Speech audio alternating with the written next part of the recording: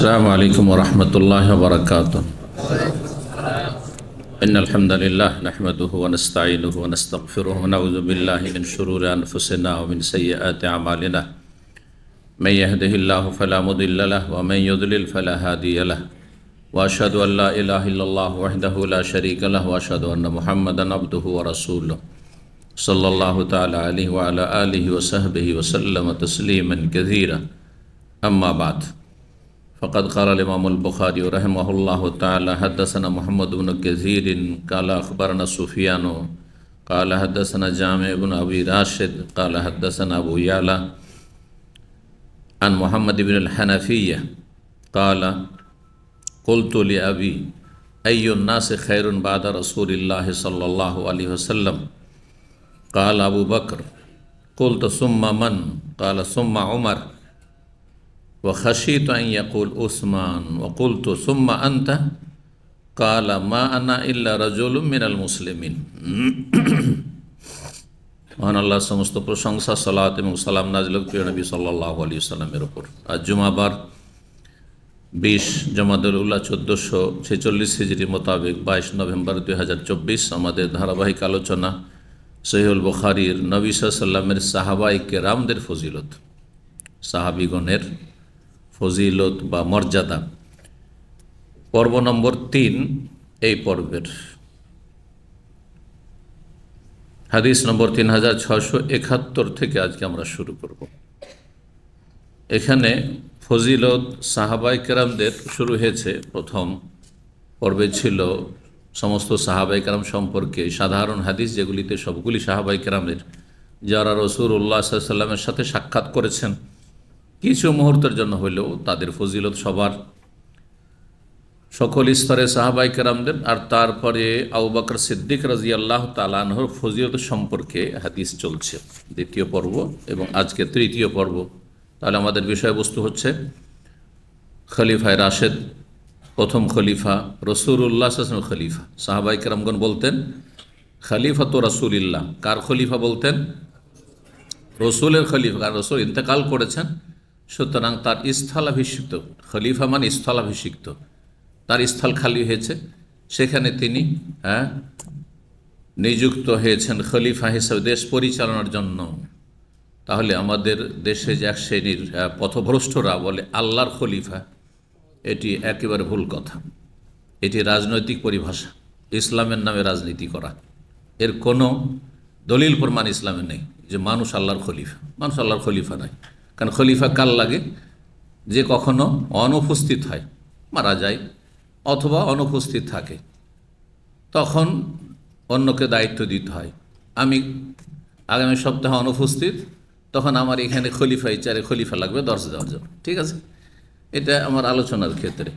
দেশ পরিচালনার ক্ষেত্রে দেশের বাইরে যাচ্ছেন কিছুদিনের জন্য, অথবা অসুস্থ, নিজে আর পরিচালনা করতে পারছেন না কোনো শাসক, তখন একজনকে দায়িত্ব দেওয়া হয়েছে যে সে তার কাজগুলি পরিচালনা করবে, এ হচ্ছে তার খলিফা।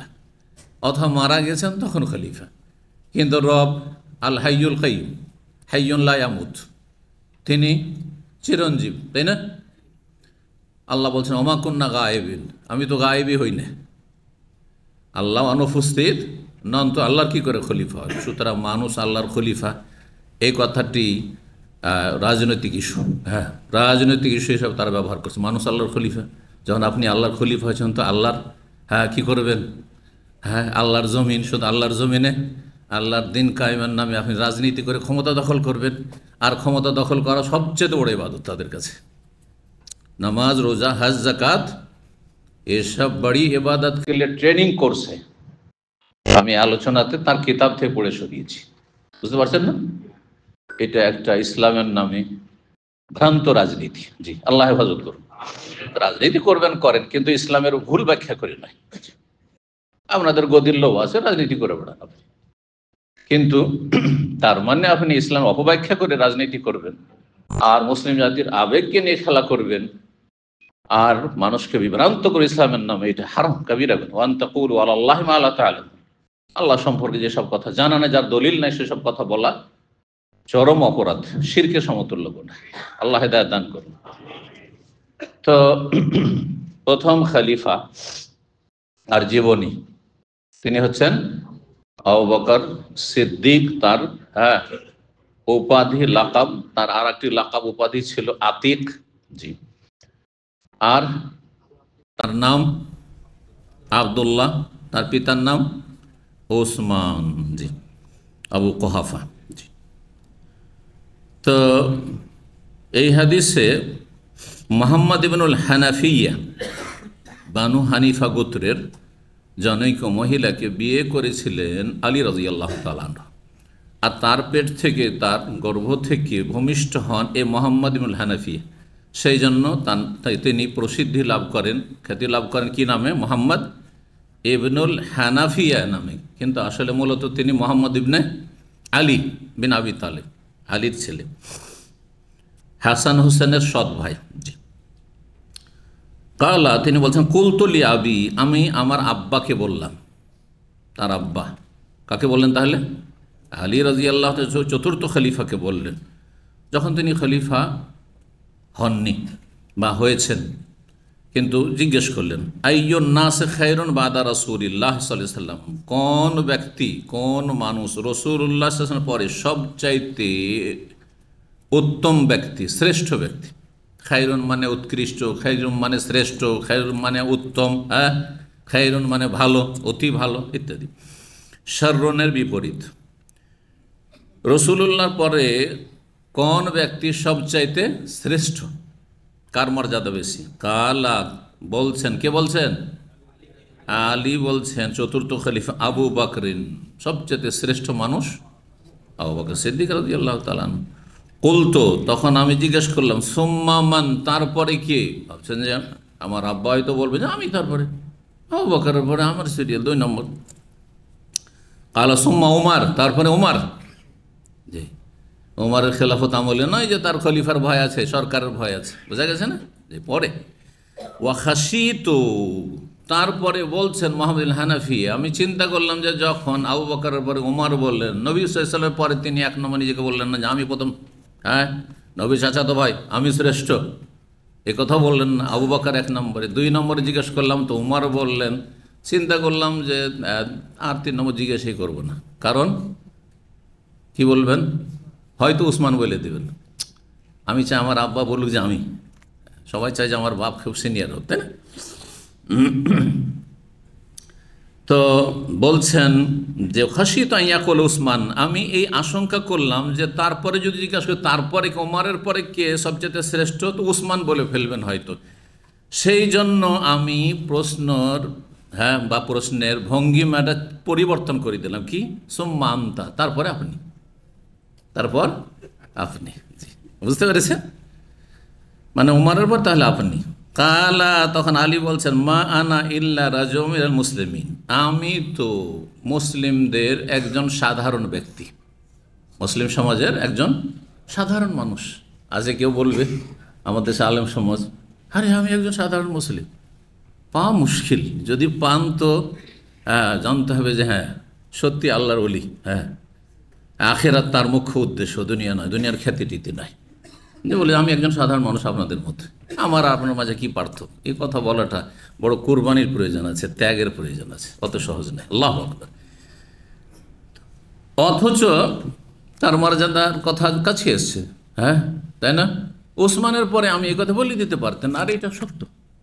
উসমান রাদিয়াল্লাহু তাআলার পরে মর্যাদা হচ্ছে আলীর রাদিয়াল্লাহু তাআলা আজমাইন। কিন্তু তিনি বলছেন না, আমি একজন সাধারণ মানুষ, সাধারণ মানুষ, আমার কথা কেন বলছো? ছেলেকে বলছেন। তো এইভাবেই ছেলে মেয়েদের প্রতিপালন হওয়া উচিত। ছেলে মেয়েকে যদি নিজের সিনিয়রিটি দেখান, যে আমি পয়সাওয়ালা, আমি খুব বিখ্যাত মানুষ, তাহলে ছোট থেকে প্রতিপালন হবে কিসের ওপর? দাম্ভিকতার ওপর, অহংকারের ওপর। আপনার ছেলের আদব কায়দার হবে না।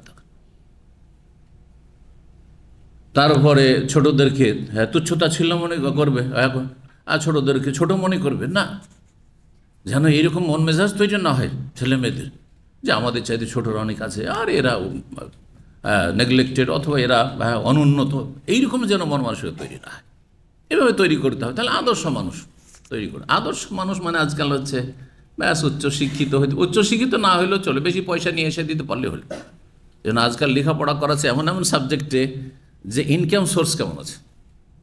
তো দেখে না যে জাতির কি উপকার হবে, এই দেখে সাবজেক্ট পড়াই না। আজকাল পড়াচ্ছে কি যে স্কোপ কেমন আছে, ডিমান্ড কেমন আছে। হ্যাঁ, এই সাবজেক্টটা পড়লে কেমন না বহির্বিশ্বে অথবা দেশে কীরকমের চাহিদা আছে, সব দেশে পড়ে। তাহলে আদর্শ মানুষ তৈরি করার জন্য স্কুল কলেজ ইউনিভার্সিটিতে পড়ানো হয় না। জি, ভালো করে বোঝার চেষ্টা করুন, আল্লাহ তৌফিক দান করুন। ছেলে মেয়েদেরকে আদর্শ মানুষ হিসাবে গড়ার জন্য চেষ্টা করতে হবে, দোয়াও করতে হবে। শুধু দোয়া দিয়েও কাজ হবে না, আর দোয়াবিহীন চেষ্টা দিয়েও কাজ হবে না। দুটোর সমন্বয়ে যখন আপনি ছেলে মেয়েদের তরবিয়ত করবেন, আপ্রাণ চেষ্টা করবেন ভালো মানুষ তৈরি করার, যে আপনার ছেলেরা যেন চরিত্রবান হয়, যে খারাপ চরিত্র খারাপ দিকগুলি সেগুলি মুক্ত হয়। মানুষ হিসেবে দোষ ত্রুটি থাকতে পারে, তখন সেগুলি থেকে মুক্ত করার চেষ্টা করতে হবে। পদে পদে দেখতে হবে যে এই ভুল একটা কথা বলে দিল, সাথে সাথে সংশোধনের চেষ্টা করতে হবে।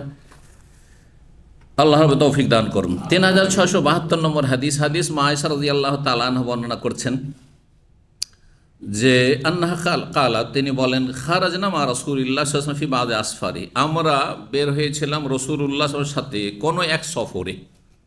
নবী সাল্লাল্লাহু আলাইহি ওয়াসাল্লাম যখন সফরে যেতেন, তো যেহেতু স্ত্রী ছিলেন 9 জন একসাথে, সবাইকে তো একসাথে নিয়ে যাওয়া যাবে না। ওমরা সফর হোক, হজের সফর হোক, যদিও হজ উমরা সফরগুলোতে সবগুলিকে প্রায় নিয়ে যেতেন, কিন্তু অন্যান্য জেহাদের সফরে, জেহাদে যাচ্ছেন, কষ্টের সফরে যাচ্ছেন, তো এইসব সফরে তবে একজনকে নেওয়া যাবে। সেই জন্য কী করতেন, কোরআ করতেন। কোরআ করতেন মানে লটারির নাম লিখে যে কার নাম উঠে। জি, এটা জায়েজ লটারি। আর একটা ভাষা হচ্ছে লটারি জুয়া, লটারি হারাম, জুয়া কাবিরা গুনাহ, জুয়া শয়তানের কাজ, মিন আমালি শয়তান ফাজতানিবুহ, আল্লাহ বলছেন। জি, তো কোরআন দ্বারা হারাম জুয়া, যত রকমের জুয়া আছে সব হারাম। জি, আর জুয়ার মতো যেসব ব্যবসা বাণিজ্য আছে সেগুলিও হারাম। জি, তো কোন এক সফরে আমরা গিয়েছিলাম, হাত্তা ইযা কুন্না বিল বাইদা আও বিজাতিল জাইশ, যখন আমরা পৌঁছিলাম বাইদাতে, বাইদা নামক স্থানে অথবা জাতুল জৈশ নামক স্থানে, দুটো কাছাকাছি জায়গা। ইনকাতা ইকদুল্লি, তখন আমার একটি হাড় ছিঁড়ে পড়ে গেল। ইনকাতা মানে ছিঁড়ে যাওয়া, ইকদুন মানে হাড়, ইকদুন মানে হাড়, মালা, গলার মালা ছিঁড়ে পড়ে গেছে। মহিলাদের এগুলো বিপদ। হ্যাঁ, মালা ছিঁড়ে পড়ে যাওয়া, আর কান থেকে ছিঁড়ে পড়ে যাওয়া বা খুলে পড়ে যাওয়া, এগুলো হয়, খুব হয়। ফাকামা রাসূলুল্লাহ আলা ইলতিমাসে, রাসূলুল্লাহ যখন জানতে পারলেন, তখন আপনারা কি করতেন, যদি এরকম হারিয়ে যেত স্ত্রীকে গালাগালি করা শুরু করতেন। হোশ নেয়, কোনো জিনিসের যত্ন নেয়, আর কত যে মানে নোংরা ভাষা ব্যবহার করে দিতেন। ইল্লা মাশাআল্লাহ, ভালো মানুষ অল্পই কিছু আছে হয়তো, যে বুঝবে যে এটা ইচ্ছা করে কেউ করেনি। হ্যাঁ, আর এই ক্ষেত্রে তাকে তিরস্কার করাও ঠিক না। তারপরে যেটা ঘটে গেছে সেটা ফিরে আসবে না, যা হওয়ার হয়েই গেছে। হ্যাঁ, ঘটে যাওয়ার আগে আপনি সতর্ক করেন যে দেখো, সতর্ক থাকিও, সাবধানে থাকিও, কোথাও ছাড়ো পড়ে না যায় ইত্যাদি, বা কিছু হারিয়ে না যায়।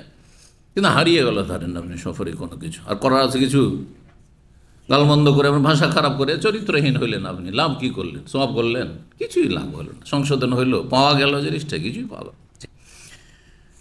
তো রাসূলুল্লাহ সাল্লাল্লাহু আলাইহি সাল্লাম থেমে গেলেন আলা ইলতিমাসে, সেটি তলাশের জন্য। এটি হচ্ছে স্ত্রীর মন জয় করা। এইরকমই ছেলে মেয়েদের ক্ষেত্রে কোনো একটা কিছু দুর্ঘটনা হয়ে গেল বা কিছু হয়ে গেল না, এখানে আমাদেরকে কী করতে হবে, থেমে যেতে হবে, যে তারপরে জিনিসটা তলাশ করতে হবে। আর যদি বলছেন হারিয়ে গেছে, আদা খেয়েছো স্বাদ পেয়েছো, চলো সাথে সাথে, তাহলে মনে কষ্ট হইতো না যে জিনিসটা তলাশও করলো না, তলাশ করতেও দিল না, ঠিক না? নবী সাল্লাল্লাহু আলাইহি ওয়াসাল্লাম আমাদের জন্য প্রতিটি ক্ষেত্রে আদর্শ, ব্যক্তি জীবন থেকে শুরু করে, রুহানিয়াত আধ্যাত্মিকতা থেকে শুরু করে, আর তারপরে পারিবারিক জীবনে দেখেন যে আপনি পরিবারের সাথে কেমন আচরণ করবেন। আপনি কোন একটা ওজুর তার জন্য থেমে গেলেন। জি, ওয়াকামান নাস মাহু, নবী সাল্লাল্লাহু আলাইহি ওয়াসাল্লাম যেহেতু স্ত্রীর জন্য থেমে গেলেন হার খোঁজার জন্য, তো সাহাবারা তারাও থেমে গেলেন, লোকেরাও থেমে গেল নবী সাল্লাল্লাহু আলাইহি ওয়াসাল্লামের সাথে। ওয়ালাইসু আলামাইন, এমন এক জায়গায়, যে প্রতিকূল জায়গা, যেখানে কোনো পানির ব্যবস্থা ছিল না, উজু করতে হবে, উজুর অবস্থা নেই, পানি পান করার জন্য হয়তো অল্প স্বল্প আছে, কিন্তু উজু বা পানি পান করারও পানি অনেক সময় নাও থাকতে পারে। মরুভূমিতে এমন জায়গায় অবস্থান করতে হলো, হারালো যে সেখানে পানি নেই। ওয়ালাইসা মাহম, তাদের সাথেও পানি নেই। যে ঠিক আছে এই এলাকায় পানি নেই, কিন্তু আমাদের কাছে পর্যাপ্ত পানি আছে, সেটাতে উজু করাও চলবে আর হয়তো পান করার ব্যবস্থা চলবে। ফাতান্নাস আবু বকরিন, তখন লোকেরা তো এই সমস্যার সম্মুখীন হলেন, তাই অভিযোগ নিয়ে আসলেন আবু বকর সিদ্দিক রাদিয়াল্লাহু তাআলা আনহুর কাছে, রাসূলুল্লাহর কাছে সরাসরি নয়। কার কাছে আসলেন? আবু বকরের কাছে। কেন আবু বকরের কাছে অভিযোগ নিয়ে আসলেন? কারণ আবু বকরের মেয়ে, আবু বকরের মেয়ে। ফাকালু, তারা এসে বললেন, আলা তারা, আপনি কি দেখছেন না, আপনি কি লক্ষ্য করছেন না? তারা মানে তাহলে সবসময় চোখ দিয়ে দেখা নয়, হ্যাঁ, লক্ষ্য করা, অন্তর্দৃষ্টি দিয়ে দেখা। জি, আপনি কি লক্ষ্য করছেন না? মা সানাত আয়েশা, যে আয়েশা কি কাজটা করলো, আয়েশা রাদিয়াল্লাহু আনহা মেয়ে কি একটা কাজ করলো। আকামাত বে রাসূলিল্লাহ, রাসূলুল্লাহ সাল্লাল্লাহু আলাইহি ওয়াসাল্লামকে এখানে থামিয়ে দিল, অবিন্যাসে মাহা, লোকদেরকেও থামিয়ে দিল, থামতে বাধ্য হলো লোকেরাও, হ্যাঁ, নবী সাল্লাল্লাহু আলাইহি ওয়াসাল্লামের সাথে। বলে ইসু আলম, এমন এক জায়গায় যেখানে তাদের কাছে মানে এই এলাকাতেও পানি নেই। লাইসু, তারা এমন জায়গায় নেই যে যেখানে পানি আছে, তার মানে এমন জায়গায় অবস্থান করেছেন যেখানে কোনো পানিও নাই এলাকাতে। ওয়ালাইসা মাহম আমন, তাদের সাথেও পানি নেই। ফাজা আবু বকরিন, আবু বকর সিদ্দিক রাদিয়াল্লাহু তাআলা আনহু এলেন মেয়েকে শাসন করার জন্য, মেয়েকে শাসন করার জন্য। জি, বলছেন যখন আসলেন, কে বর্ণনা করছেন? মা আয়েশা নিজে বয়ান করছেন, নিজের ঘটনা নিজে বয়ান করছেন। ও রাসূলুল্লাহ সাল্লাল্লাহু আলাইহি ওয়াসাল্লাম ওয়াদিউন রাসাহু আলা ফাখিযি, সেই সময় রাসূলুল্লাহ সাল্লাল্লাহু আলাইহি ওয়াসাল্লাম তার মোবারক মাথা রেখে ঘুমাচ্ছিলেন আমার রানের ওপর, উরুর ওপর। রানে মাথা রেখে ঘুমানো স্বামী স্ত্রী, তাহলে এটা ভালো, কিন্তু সবসময় নয় যে আপনি বালিশ বানিয়ে নেবেন আপনি, আর সেটা আপনার স্ত্রীর জন্য কষ্টের কারণ হবে। বোঝা গেছে না? সবসময় না, মাঝে মধ্যে এতে হবে কি, হ্যাঁ, সম্প্রীতি, ভালোবাসা বাড়বে, হ্যাঁ, সুসম্পর্ক ভালো হবে, আর তারপরে যে স্বামী স্ত্রী যেটা মহব্বত, জি, আর যত ভালোবাসা থাকবে তত বেশি সুখ শান্তি রয়েছে, পারিবারিক শান্তি রয়েছে।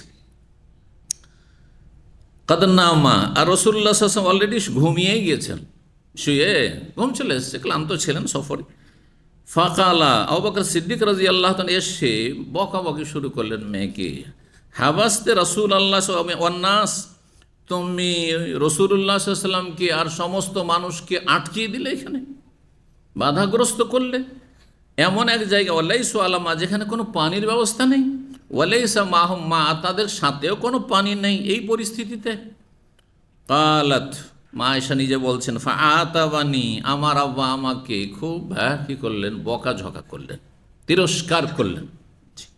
এতাম মানে হচ্ছে তিরস্কার করা, জি, বকা। ওয়াকালা মাশাআল্লাহ ইয়াকুল, আর আল্লাহ যা চাইলেন তিনি আমাকে বকাবকি করে বললেন, তিরস্কার করে বিভিন্ন কথা বললেন, কোনো অশ্লীল ভাষায় নয়, কিন্তু যেমন ছেলে মেয়েকে ভদ্র ভাষায় মানুষ বকাঝকা করে। বলছেন তারপর ওয়াজালা ইয়াতআনুনি, শুধু তাই নয় যে শুধু মৌখিক বকাবকি করলেন, আমাকে তিনি ইয়াতআনুনি বিয়াদিহি ফি খাসিরাতি, আমার আব্বা তার হাত দ্বারা আমার কোমরে খোঁচা দিতে লাগলেন। জি, খোঁচা দিলেন, হ্যাঁ, তো আঘাত করলেন, যেটা হালকা আঘাত, এমন আঘাত ছেলে মেয়েকে করা যাতে অসুস্থ হয়ে যায়, হ্যাঁ, যাতে হাসপাতাল নিয়ে যেতে হয়। অনেক মূর্খরা আছে মারধর করে আবার নিজে হাসপাতাল নিয়ে চললো, কী করবে, মায়া তো আছে, হ্যাঁ, ছেলে মেয়েকে মেরে হাসপাতালে, অথবা স্ত্রীকে মেরে ধরে আর তারপরে নিয়ে হাসপাতাল, উপায় নেই, হাসপাতাল নিয়ে যেতে হবে। জি, কারণ সামাজিক সমস্যা, পারিবারিক সমস্যা আছে, মুশকিল করে দিবে, যদিও ভালোবাসা না থাক। আর অনেকে ভালোবাসার খাতিরে নিজে ফাটিয়ে দিয়ে নিজে নিয়ে চললো, মূর্খ এরা আসলে। যারা স্ত্রীকে মারে তারা কোনো ভালো মানুষ নেই, নবী সাল্লাল্লাহু আলাইহি ওয়াসাল্লাম বলেছেন, কথাটি মুখস্থ করেন। কারণ অনেকে, বিশেষ করে আমাদের ভাষাভাষী, এরা খুব আবেগী, একটুতে উত্তেজিত হয়ে যায়, উত্তেজিত হয়ে যায়, জানি না কেন উত্তেজিত এত হয়।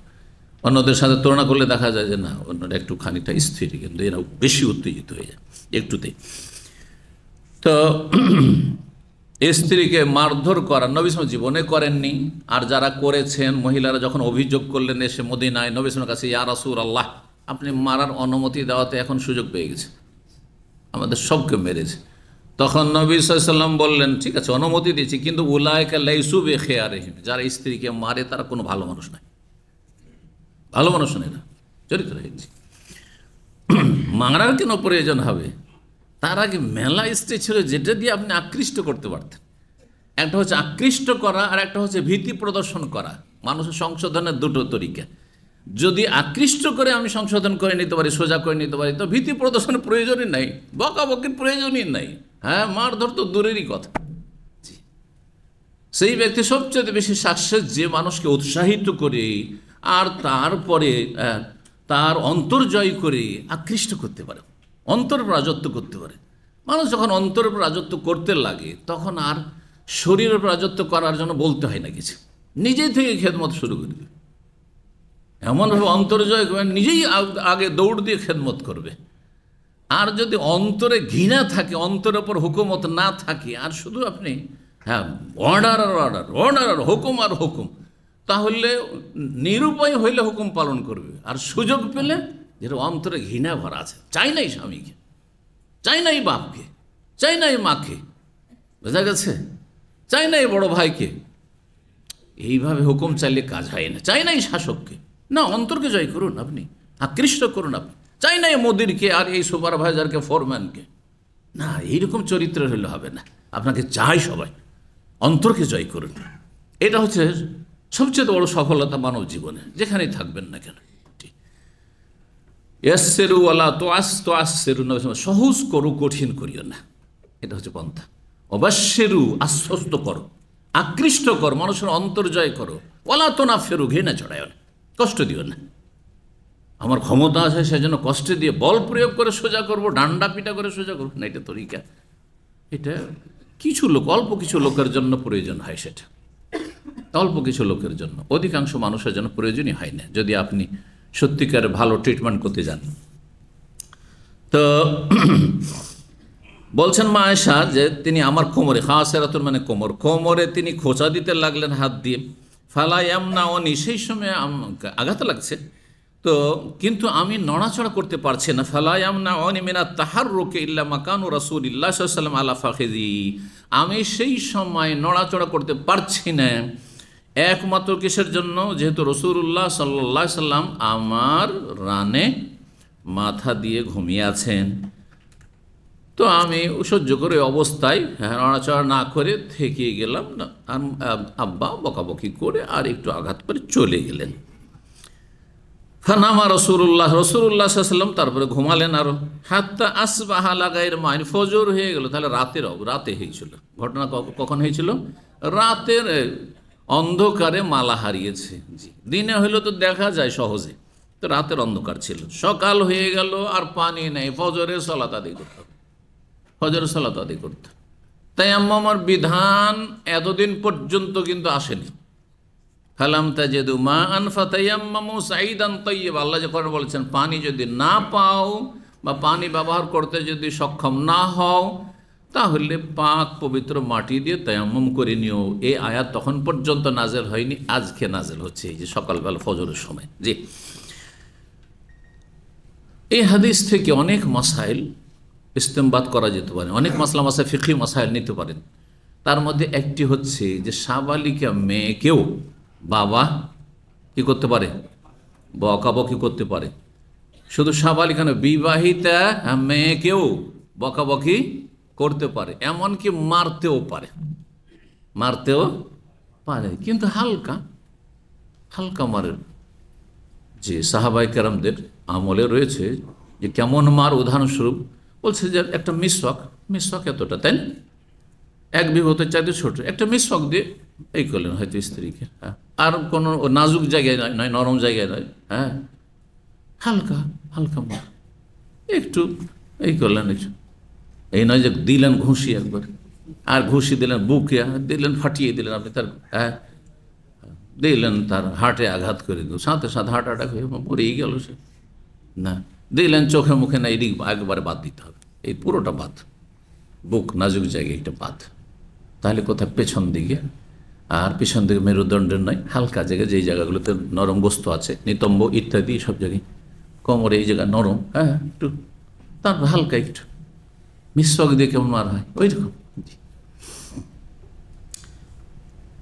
আশা করি মাসলা বুঝলেন। কেন বললাম এই মাসলা? আমাদের দেশের পরিবেশে যদি কেউ বিবাহিতা মেয়েকে বকাবকি করে অথবা মেরে দিয়ে থাকে, চরম অপরাধ করেছে।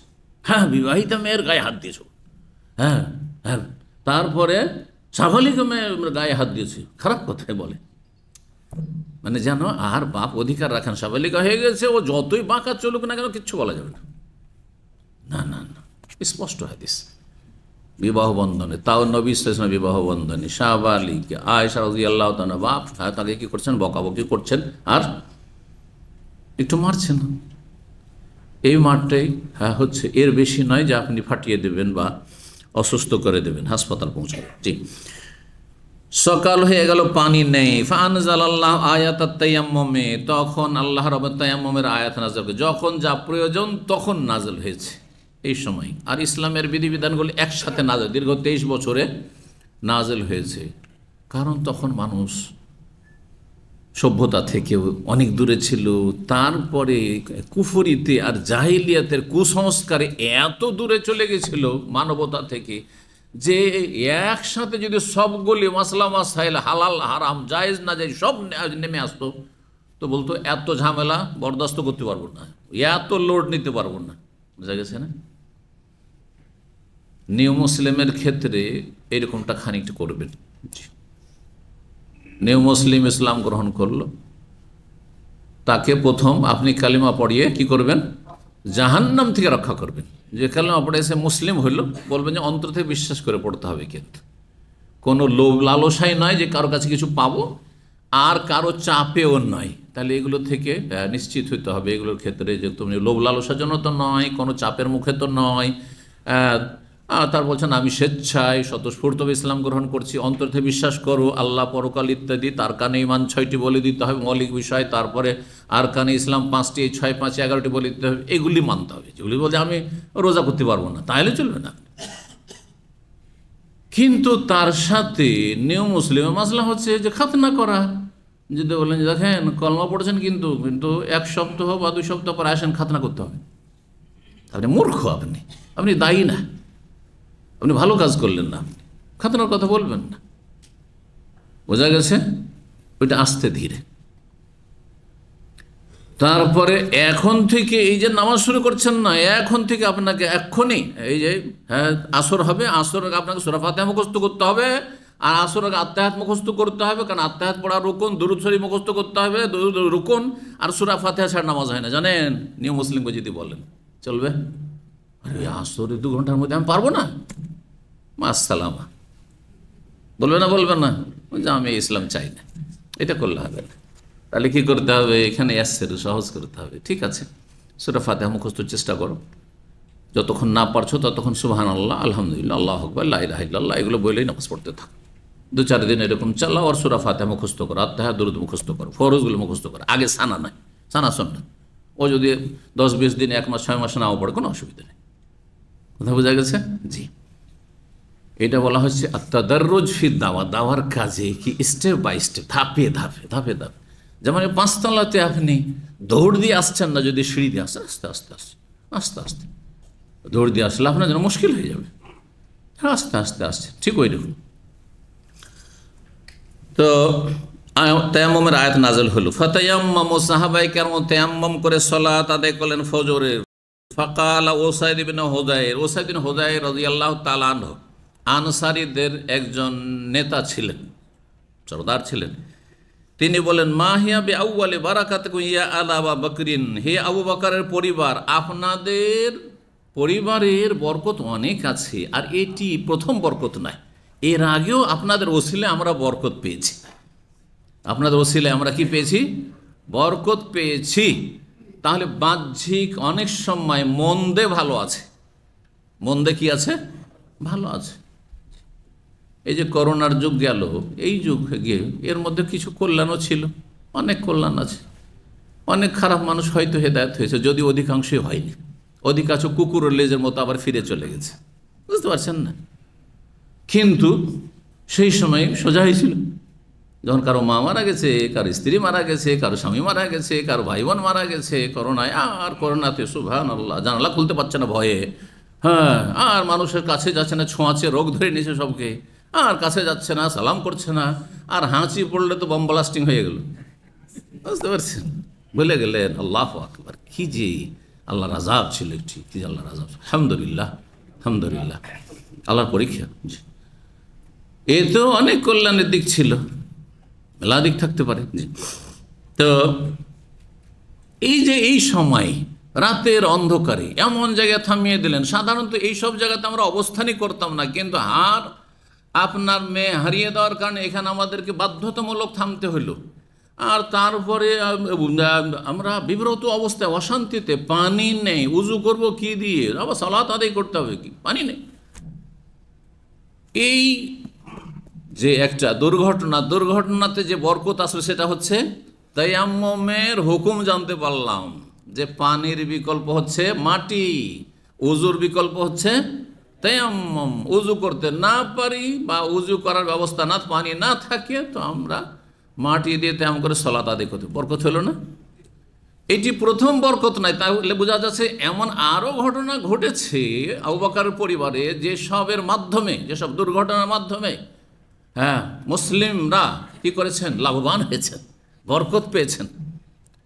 ওলামারা বলছেন, বা যারা নবী সাল্লাল্লাহু আলাইহি ওয়াসাল্লামের সিরাত রচনা করেছেন, যে আহলে সিরাত, তারা বলছেন যে তার আগে ঘটনা ঘটেছিল মায়েশা রাদিয়াল্লাহু তাআলা আনহার ওপর মিথ্যা অপবাদের, সাফওয়ান বিন মুআত্তালের সাথে। এই মিথ্যা অপবাদ, চিন্তা করুন, আপনার পরিবার, কারো পরিবার, আপনার মা বোনের পরিবার যে মিথ্যা অপবাদ দেয়, ব্যভিচারে, কত বড় কষ্টের বিষয় এবং কত বড় মান সম্মানের বিষয়, ঠিক না? মানুষরা ওই খারাপ কথাকে বিশ্বাস করবে, যতই ভালো চরিত্রের আপনি হন, আপনার পরিবার হোক না কেন, তারপর ওই কথাই বিশ্বাস করবে, তাই না? এই গুজবে কান দেবে। আর আমাদের সমাজে তো একটি ইসলাম বিরোধী কথা আছে, কিছু রটে তো কিছু বটে। যখন কিছু রটেছে তো কিছু না কিছু সমস্যা আছে, এই কথা বলা যায়। মানে যা রটবে তার মধ্যে কিছু থাকবে। যদি আপনার সময় বলা যে একটা মেয়ের সাথে আপনার খারাপ সম্পর্ক আছে, তার মানে খারাপ সম্পর্ক পুরোপুরি যদি ব্যভিচার না হয়, কিন্তু আপনাদের হ্যাঁ প্রেম চলছে, বিশ্বাস করবেন? হারাম এটা বিশ্বাস করে। তাহলে কিছু রটে কিছু বটে, এটা ইসলাম বিরোধী কথা, ইসলাম বিরোধী কথা। হ্যাঁ, যারা চরিত্রহীন তাদের ক্ষেত্রে আপনি সেই রকম হতে পারে, কিন্তু তারপরেও আপনি সেই ক্ষেত্রে সিদ্ধান্ত নিতে পারেন না যতক্ষণ নিশ্চিত না হয়েছেন যে আসলে কি ঘটনা। আপনাকে দায়িত্ব দেওয়া হয়েছে, হ্যাঁ, আপনি কি বিচারক? হ্যাঁ, আপনার হাতে বিচার রয়েছে না? এগুলো আদালতের কাজ, তদন্তের ভার যাদের উপর আছে তাদের কাজ এগুলো। জি, রব হিসাবে নেবেন, আপনার হিসাবে নেওয়ার কি আছে, কে ভালো কে মন্দ, আর মন্তব্য করার কি আছে? বড়ই কাবিরা গুনাহ, আল্লাহ হেফাজত করুন এগুলো থেকে। আর মনে হয় খুব কমই লোক বেঁচে আছেন এসব থেকে, অপপ্রচার থেকে কিছু না কিছু অংশ নিয়ে নিচ্ছেন, না মোটেই না। জবানকে কন্ট্রোল করুন। তো আবু বকর সিদ্দিক রাদিয়াল্লাহু তাআলা পরিবারের ওসিলায় সেখানে কি বরকত পেয়েছেন? এই মিথ্যা অপবাদ, এত বড় মিথ্যা অপবাদের ওসিলাতে সূরা নূরের অনেকগুলি আয়াত পেয়েছেন। কোরআনে কারিমে আয়াত পেয়েছে আপনার পরিবার ওসিলায়। জি, 10-12 বেশি আয়াত সেখানে রয়েছে। ইন্নাল্লাযীনা জাউ বিল ইফকি উসবাতুম মিনকুম লা তাহসাবু শাররাল লাকুম বাল হুয়া খায়রুল লাকুম। আর তারপরে আল খাবিসাতু লিল খাবিসিন ওয়াল খাবিসুন লিল খাবিসাত ওয়াত তাইয়্যিবুন লিত তাইয়্যিবাত ওয়াত তাইয়্যিবাত লিত তাইয়্যিবিন। জি, আল্লাহ রাব্বুল আলামিনের কত বিধান আমরা জানতে পারলাম আবু বকর সিদ্দিক রাদিয়াল্লাহু তাআলা আনহু পরিবারের মাধ্যমে কোরআনে কারিমের আয়াত পেলাম। জি, তো এইদিকে ইঙ্গিত করেছেন। এক কথা এখান থেকে শিক্ষণীয় বিষয় যে কোনো মন্দতে ভালো আছে। সুতরাং কোনো যদি দুর্ঘটনা হয়, আপনার অ্যাক্সিডেন্ট হয়ে গেল ধরেন, তো আপনি শুধু খারাপ দিকটা দেখবেন না, যে আমি বড় আঘাত খেলাম, মানসিক আঘাত, শারীরিক আঘাত, আর তারপরে হতাহত, তাতে অনেক কল্যাণ আছে। যার শাহাদাত আল্লাহ চেয়েছেন, শহীদের মর্যাদা আল্লাহ দিলেন এই ওসিলাতে। আর যাদেরকে আল্লাহ সংশোধন করে, কিছু হয়তো ভুল ত্রুটি ছিল, সেগুলি তো ভুল ত্রুটি হলো, তারপরে তাদেরকে আল্লাহ মহাপুরস্কার, ভুল ত্রুটি যদি নাও থেকে থাকে তো তাদেরকে আল্লাহ কিছু মহাপুরস্কার দিতে চেয়েছেন, তাদের আমল অতদূর পর্যন্ত পৌঁছে না যার ফলে আল্লাহ রাব্বুল এই ওসিলাতে বালা মুসিবত দিয়ে আল্লাহ উপরে উঠাতে চেয়েছেন জান্নাতে। জি, উচ্চ মর্যাদা দিতে চেয়েছেন ইত্যাদি। তারপরে আত্মপর্যালোচনা আগামী দিনে আসবে, যে আগামী দিনে খুব সজাগ থাকবো, হ্যাঁ, এবং আল্লাহকে বেশি বেশি ডাকবো যাতে বালা মুসিবতের সম্মুখীন না হয়ে আমি। কত কত ফায়দা রয়েছে, কত ফায়দা রয়েছে। এই জন্য যে কোনো প্রতিকূল অবস্থায় কল্যাণ রয়েছে। মা আয়েশা রাদিয়াল্লাহু তাআলা আনহা বলছেন যে যখন নিরাশ হয়ে গেল, সবাই খুঁজে পেল না মালা খুঁজে পেল না, তো রাসূলুল্লাহ সাল্লাল্লাহু আলাইহি ওয়াসাল্লাম আলেমুল গায়েব, হাজির নাজির, সব জায়গায় হাজির, সব কিছু নাজির মানে সব দেখছেন, আর নবী সব গায়েব জানছেন, তো আবার খোঁজাখুঁজির ব্যাপার কি আছে? তিনি জানছেন না যাহার কোথায় পড়েছে? তাহলে এই আকীদা বিশ্বাস কি ইসলামী কথা না শিরকি কথা? শিরক, বড় শিরক। কেউ যদি বলে যে নবী সব গায়েবের কথা যারা অদৃশ্য জানেন, বা নবীর কাছে চাবি ছিল গায়েব জানার, হ্যাঁ, নবীর ক্ষমতা ছিল অদৃশ্য জানার, নবী হাজির সব জায়গায়, হ্যাঁ, নবী নাজির, সব কিছু দেখছেন, হাজির নাজির, এগুলো বেরলবিদের আকীদা, বড় শিরক, বড় কুফর। আল্লাহর রুবুবিয়ত, আল্লাহর কাজে শরিক করলো। গায়েব জানা কার কাজ? আল্লাহর কাজ। আল্লাহর সাথে শরিক স্থাপন করলো, আল্লাহর গুণে, আল্লাহর কাজে শরিক করা, আল্লাহর সিফাতে শরিক করা, আল্লাহর ইবাদতে শরিক করা, সবগুলি বড় শিরক, সবগুলি বড় শিরক। তাহলে কেউ যদি বিশ্বাস করে এই আকীদাগুলি, তাহলে সে বড় মুশরিক, তার ফরজ নফল কিছুই কবুল হয় না, সমস্ত ধ্বংস। লাইন আশরাকা লা ইয়াহবাতান্না আমালুক, এসব নামাজ কিছুই লাভ নেই, আগে আকীদার সংশোধন করুন। জি, আল্লাহ বলছেন ওয়াইনদাহু মাফাতিহুল গায়ব, একমাত্র আল্লাহর কাছে গায়বের চাবি আছে, গায়বের চাবি আল্লাহর কাছে আছে, কারো কাছে নেই। লা ইয়ালামুহা, কেউ জানে না, ইল্লা হুয়া, তিনি ছাড়া। কত তাগিদ করছেন। আরও বলছেন আল্লাহ কোরআনে কারিমে, হে নবী তুমি বলে দাও, ওয়ালাউ কুনতু আলামুল গায়ব, আমি যদি গায়েব জানতাম, লাস্তাকসারতু মিনাল খায়র, অনেক কল্যাণ আমি হাসিল করে নিতাম, অনেক লাভ হাসিল করে নিতাম পার্থিব ক্ষেত্রে। ওমা মাসসানিয়া সু, কখনো আমাকে কোনো কষ্ট হইতো না, কখনো আমাকে কোনো অনিষ্ট বিপদ আপদ স্পর্শ করতো না। যদি নবী গায়েব জানতেন তাহলে তাইফ যেতেনই না, একটি লোক মুসলমান হলো না, আর তারপরে সেখানে মার খেয়ে আর কষ্ট পেয়ে, মানসিক শারীরিক কষ্ট পেয়ে, আর রক্তে রক্তিত হয়ে ফিরে আসতে হইল। নবী সাল্লাল্লাহু আলাইহি ওয়াসাল্লাম যদি গায়েব জানতে, 50 জনকে নিযুক্ত করবো, একটু পরে এরা নেমে যাবে, আর ওই কাফেররা এভাবে ঘিরে নেবে, তাহলে এদের উপরে আস্থাই করতেন না, এই 50 জনের উপর। আর তারপরে রাসূলুল্লাহ সতর্ক থাকতেন তাহলে, আর তারপরে অন্য কোনো ব্যবস্থা নিতেন, তাহলে কাফেররা আক্রমণের সুযোগই পেত না ওহদে, আর নবী সাল্লাল্লাহু আলাইহি ওয়াসাল্লাম দাঁতে মোবারকও শহীদ হইতো না, আর মাথাও আহত হইতো না। বুঝতে পারছেন না? নবী যদি গায়েব জানতেন, তাহলে ওইদিকে স্ত্রী বাথরুমে গিয়েছেন, ওই যে মিথ্যা অপবাদের ঘটনায়, আর এদিকে খালি পালকি রাখা আছে, আর খালি পালকি, যে হালকা পাতলা মানুষ, হ্যাঁ, একেবারে দুবলা পাতলা ছিলেন, হ্যাঁ, মা আয়েশা রাদিয়াল্লাহু তাআলা আনহা প্রথম বসে, তো যারা উঠিয়েছে কয়েকজন মিলে ভাবছে যে ওর ভিতরেই আছেন, পর্দার ভিতরেই মা আয়েশা আছেন, ও পালকি সহ উঠিয়ে দিয়েছে, ও ভিতরে হয়তো আছেন, কিন্তু খালি পালকি উটের পিঠে উঠিয়ে দিয়েছে, আর ওইদিকে এসে দেখছেন যে সবাই চলে গেছে। মা আয়েশা যখন আসছেন বাথরুম করে মাঠে, তখন দূরে যেতে হইতো, যেহেতু আশেপাশে পুরুষরা আছে, তো দূরে চলে গেছেন, তিনি আসেন তো সবাই চলে গেছে, উঁটও চলে গেছে, খালি পালকি চলে গেছে। ঘটনা জানেন না? জানেন না? তো সাহাবীরা না হয় উঠিয়ে দিয়েছেন, বলবো তো নবী যদি আলেমুল গায়ব হবেন, হাজির নাজির হবেন, তো হাজির মানে সব জায়গায় হাজির, তাহলে নবীর বিবি যেখানে বাথরুম সেখানেও হাজির, নাজির মানে সব দেখছেন, তো দেখছেন যে আমার বিবি ওখানে বাথরুম করছে, তো আমি ছেড়ে কি করে যাব? যেতে পারে কেউ? আপনার ট্রেন ছুটে যাচ্ছে, আর আপনার স্ত্রীকে দেখছেন যে এখনও চড়তে পারেনি, সে ওই দূরেই আছে, আর ট্রেন স্পিডে চলে এসছে, আপনি একা চড়ে যাবেন লাফ দিয়ে? হ্যাঁ, কোনো পাগল আছে? চিন্তা করুন তো, আপনার মতো লোক এই কাজটা করবে না, তাহলে রাসূলুল্লাহ সব স্ত্রীকে ছেড়ে দিয়ে চলে যাচ্ছে, আর এরকম মুনাফিকরা সুযোগ পেয়ে যাচ্ছে। আস্তাগফিরুল্লাহ। কত বড় কুফরি কথা এবং যুক্তিহীন কথা, ইসলাম বিরোধী কথা। হাজার হাজার দলিল কোরআন হাদিসে রয়েছে যে নবীকে যতটা জানানো হইতো ততটাই জানতেন, তার বেশি একটি কথাও জানতেন। দেখেন এখানে কি স্পষ্ট হাদিস, মনে রাখেন। মা আয়েশা বলছেন যে নিরাশ হয়ে গেল, আর মালা পাওয়া গেল না, তন্ন তন্ন করে এতগুলি সাহাবী সবাই খুঁজলেন, রাসূলুল্লাহ সাল্লাল্লাহু আলাইহি ওয়াসাল্লাম নিজের স্ত্রী তিনি খুঁজবেন না, নিজেও হয়রান হয়েছেন, আর যার হারিয়েছে ভুক্তভোগী সে তো খুঁজতেই আছে, যে দেখি কোথায় পড়লো, দেখি কোথায় পড়লো, পাচ্ছেন না। বলছে ফাবা আসনাল বাইরা, উটটাকে উঠাইলাম যে চলো চলে যেতে হবে, পাওয়া যাবে না। আল্লাযী কুনতু আলাইহি, যেই উটের পিঠে আমি আরোহণ করেছিলাম, মানে তার উটটা, ফাওয়াজাদনাল ইকদা তাহতাহু, হাদিসটা মুখস্থ করেন, ফাওয়াজাদনাল ইকদা তাহতাহু, মালাটি উটের পেটের নিচে পেয়ে গেলাম। যেই নবী উট বসে গেছে মালার ওপর, এই খবরটাই রাখেন না, উটের পেটের তলায় পড়ে আছে, গোটা মাঠ খুঁজে ফেলে দিচ্ছেন, আর সেই নবী আলমুল গায়ব হাজির নাজির হয়ে গেলেন। হ্যাঁ, আর নবী মিলাদ মাহফিলে হাজির হয়ে যায়।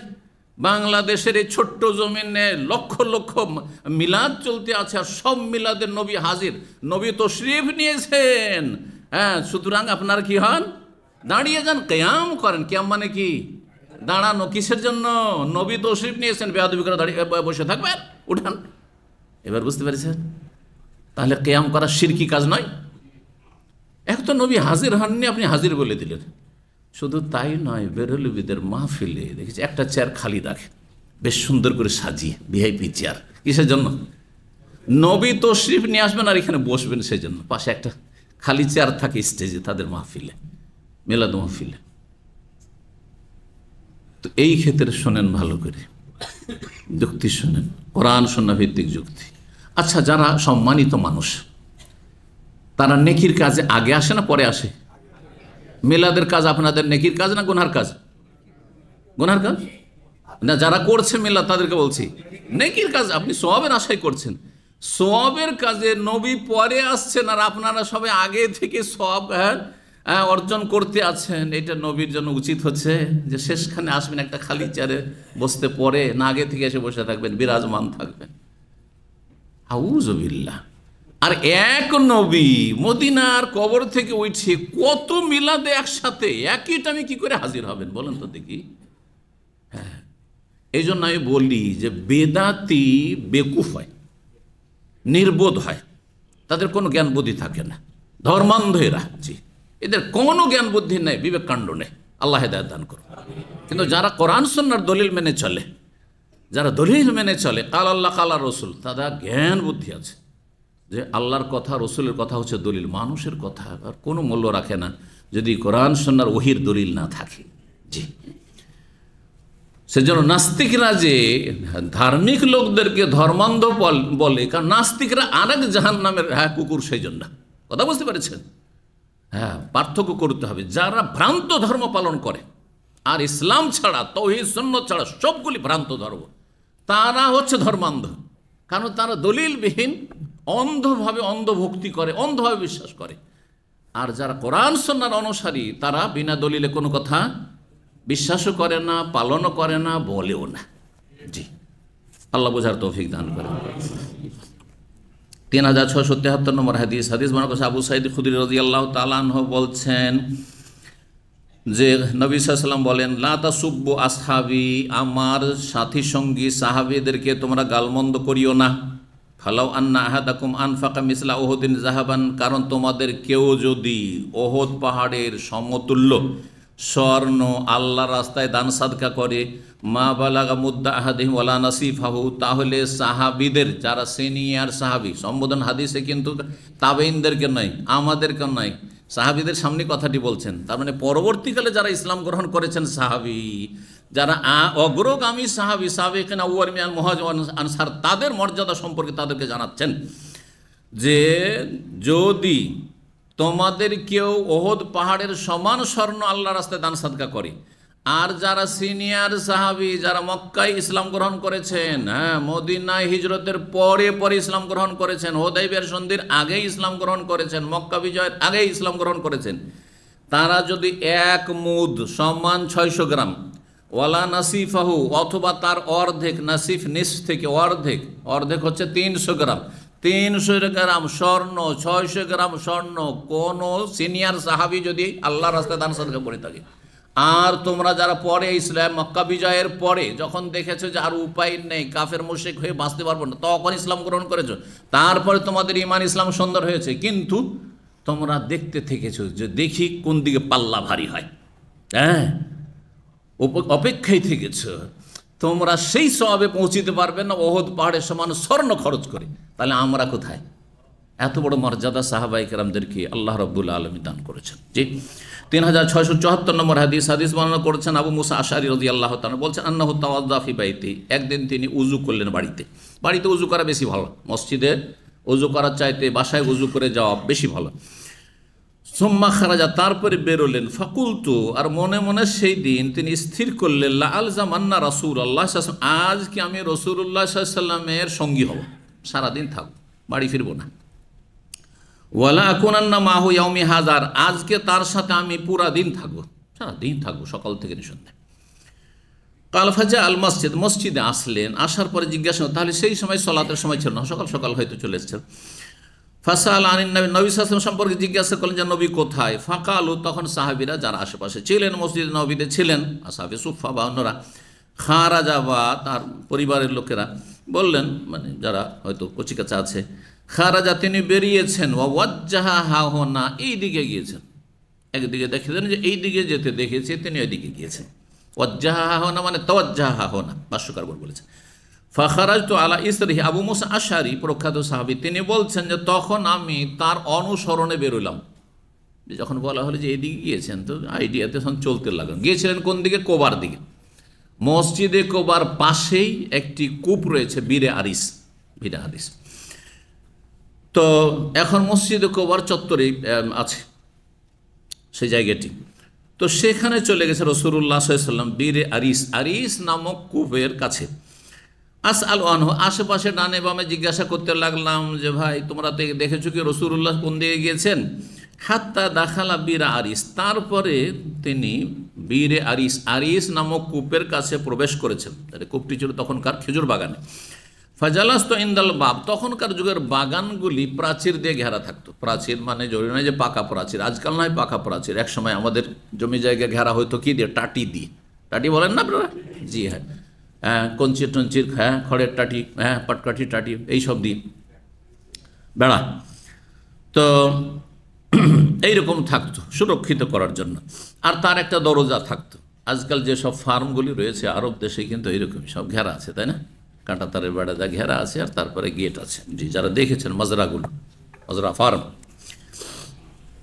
বলছেন যে গেলাম, ফাজালাস্তু ইনদাল বাব, দরজার পাশে গিয়ে বসে গেলাম। ওয়াবাবুহা মিন জারিদ, সেখানে গিয়ে দেখলাম যে সেই বাগানটির দরজা ছিল, যেখানে কূপটি ছিল তার দরজাটি ছিল খেজুর ডালের, খেজুর ডাল দিয়ে তৈরি। হাত্তা কাজা রাসূলুল্লাহ হাজাতাহু, বাগানের মধ্যে গিয়েছেন ওইদিকে, আর যা তারপরে কোনো এক জায়গায় তিনি তার প্রাকৃতিক প্রয়োজন পুরা করলেন। প্রাকৃতিক প্রয়োজন মানে কি? এটা আমাদের দেশের হুজুরদের ভাষায় বলে কাজায় হাজতে গিয়েছেন। কাজায় হাজতে গিয়েছেন, ভাষাটি আরবি। কাজা মানে পুরা করা, আর হাজত মানে প্রয়োজন পুরা করা। প্রয়োজন পুরা কিসের প্রয়োজন? ব্যবসা বাণিজ্য, পেশাব অথবা পায়খানা, বোঝা গেছে? কাজায় হাজত। এই জন্য বললাম প্রাকৃতিক প্রয়োজন, যেটা না করলেই চলে না, করতে হবে মানুষ হিসাবে। তো রাসূলুল্লাহ সাল্লাল্লাহু আলাইহি ওয়াসাল্লাম কাজায়ে হাজাত করলেন, ফাতাওয়াদ্দা, উযু করলেন, ফাকুমতু ইলাইহি, তখন গেলাম তার কাছে। তো ফাইদা জালিসুন, গিয়ে দেখি যে তিনি বসে আছেন আলা বীরে আরিস, আরিস কূপের ওপর বসে আছেন। কিভাবে কূপের ওপর বসে আছেন? ওয়াতাওয়াসসাতা কুফুহা, যে কূপটি রয়েছে, কূপের যে বাঁধ, কূপের বাঁধ মানে ঘেরা। জি, এটা কি বলেন আপনারা? আমরা পাট বলি, হ্যাঁ, পাড়। জি, কূপের বাঁধ বা কূপের পাট। তো কূপের পাটেরও বসে আছেন, আর পা ঝুলিয়ে দিয়েছেন কূপের ভিতরে, হ্যাঁ, কূপের বাইরে নয়।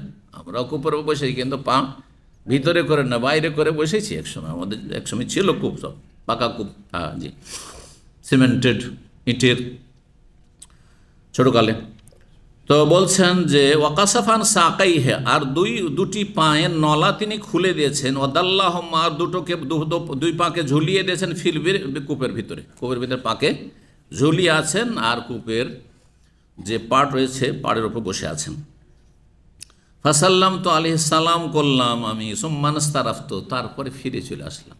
সালাম করলেন, তখন তারপরে সালামের জবাব দিয়ে নবী সাল্লাল্লাহু আলাইহি ওয়াসাল্লাম কিছু বললেন না। তখন আবার ভাবলাম যে আমি যাই, পাহারাদারি কাজ করি, আমি সিকিউরিটির কাজ করি, গেটম্যান, গেটের কাছে চলে আসলাম। ফাজালাস্তু ইনদাল বাবে, দরজার কাছে বসে গেলাম, আর মনে মনে বলতে লাগলাম লা আকুনান্না বাওয়াবান লিন-নবী সাল্লাল্লাহু আলাইহি ওয়াসাল্লাম আলিয়াম, আজকে যখন আমি নিয়ত করে এসেছি যে সারাদিন রাসূলুল্লাহ সাল্লাল্লাহু আলাইহি ওয়াসাল্লাম থাকবো, তাহলে আমি একটি খেদমত করব, সেটা হচ্ছে নবী সাল্লাল্লাহু আলাইহি ওয়াসাল্লামের আজকে আমি দারওয়ান হয়ে যাব। দারওয়ান বলেন তো, না? দারওয়ান কাকে বলা হয়? হ্যাঁ জি, হ্যাঁ, দরজার ওপর যে সিকিউরিটিতে থাকে। জি, তো ফাজা আবু বকরিন, তার কিছুক্ষণ পরে আবু বকর সিদ্দিক রাদিয়াল্লাহু চলে এসেছেন। ফাদাফাল বাবা, এসে দরজায় ধাক্কা দিলেন বা নাড়া দিলেন, দরজা নক করলেন। তাহলে যে কোনো জায়গায় ঢোকার জন্য কি করতে হবে? দরজায় নাড়া দেওয়া। যখনকার যুগে বেল ছিল না, আজকাল কলিং বেল আছে, সুতরাং তার কলিংয়ের বেলের পরে আপনি থাবা দেবেন বা নাড়া দেবেন, এই করবেন না। কি করবেন আপনি? কলিং বেল টিপেন। জি, কলিং বেল টিপা, তার সাথে সালাম দেওয়া। যদি পুরো সুন্নত আমল করতে চান, সালাম আলাইকুম, আর তারপরে কলিং বেল টিপেন। শুধু কলিং বেল টিপা একটি কাজ, আসতে পারি কি এর বিকল্প, কিন্তু সালামের বিকল্প নাই। আর প্রবেশ করার সময় আল্লাহ সূরা নূরে বর্ণনা করেছেন কি করতে হবে। লা তাদখুলু বুয়ুতান গায়রা বুয়ুত হাত্তা তাস্তানিসু ওয়া তুসাল্লিমু আলা আহলিহা। অনুমতি নেবে, তাস্তানিসু, আর সালাম দেবে। সালাম যে তাহলে মুখে সালাম বলা, আর তার সাথে বেল বাজানো। জি, নিজের বাড়িতে গিয়ে করবেন, এটা করেন আপনারা? নিজের বাড়িতে ঢুকছেন, দরজায় গেটে, আর তার বেল বাজালেন। ওয়াইফ বাড়িতে আছে বা ছেলের বাড়িতে আছে, সালাম আলাইকুম, যাতে বুঝে যে আপনি আছেন। জি, তো আওয়াজে বা সালাম দিলেন, সুন্নতের উপর আমল করলেন আপনি, আল্লাহর হুকুম। তো বলছেন যে আবু বকর সিদ্দিক আসলেন, আর তারপরে দরজার নাড়া দিলেন। ফাকুলতু, আমি বললাম, মান হাজা, তাহলে তিনি তাহলে দরজার ভিতরে বসে আছেন। কে আপনি? দেখতে পাচ্ছেন না তাহলে? হ্যাঁ, বেড়াতে। তো তারপরে বললেন তিনি যে আবু বকর। কি বললেন? আবু বকর মানে আনা আবু বকর। তাহলে এই কথা বললেন আমি আছি? হ্যাঁ, আমি করে উত্তর দেওয়া ঠিক নয়, নিষেধ আছে হাদিসে। ফাদাফাল বাবা বলছে ফাকুলতু আলা রিসলিকা, তখন আমি বললাম যে থামুন। তাহলে চট করে খুলে দেবেন না, যদি নবী সাল্লাল্লাহু আলাইহি ওয়াসাল্লাম অনুমতি দেন তাহলে খুলবো, না হলে খুলবো না।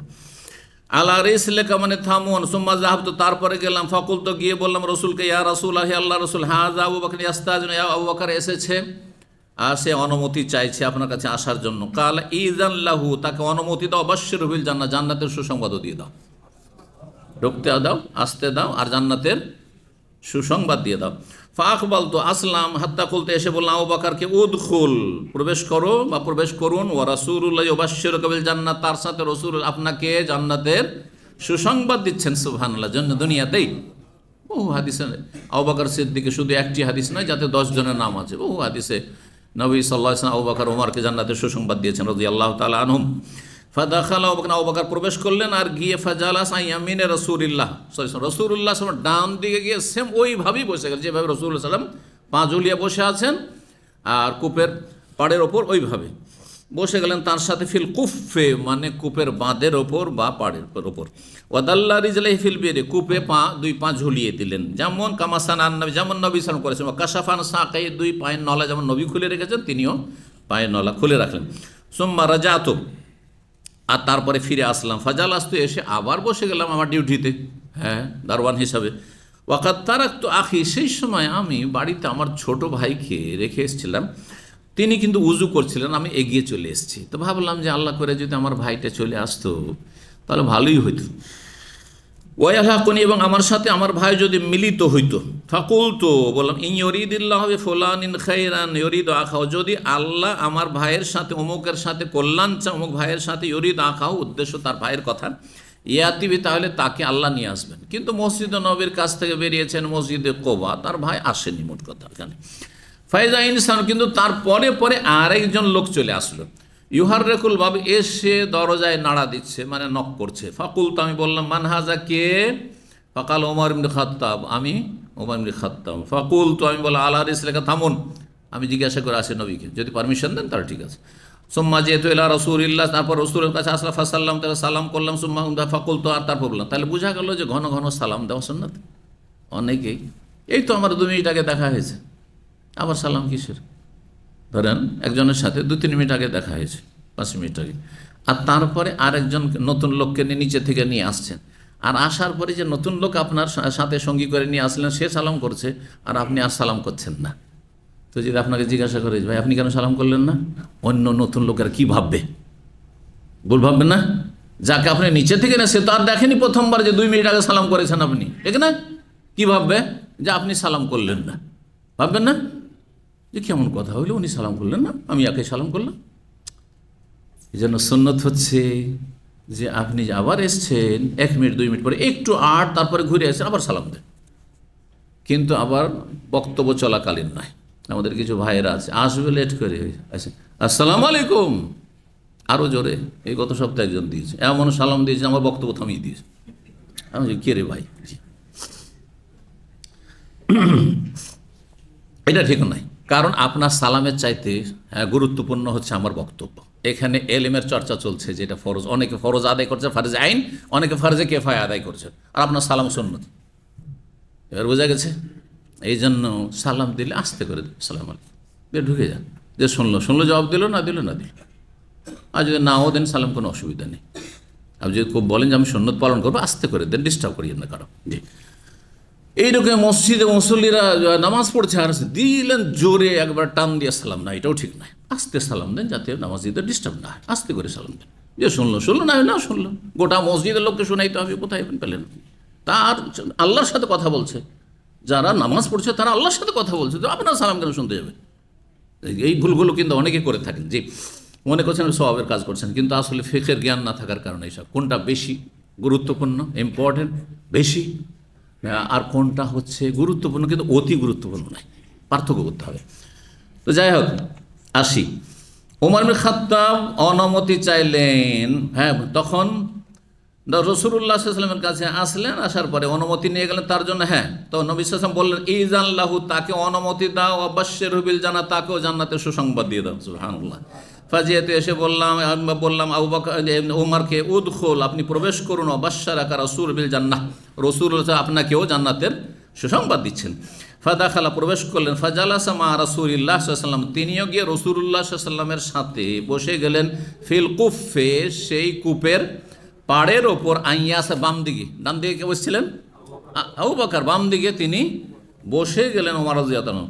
ওয়াদাল্লা রিজলাহি ফিল বিরি, আর কূপের ভিতরে দুই পা ঝুলিয়ে দিলেন। সুম্মা রাজা, তারপর আবার ফিরে আসলাম।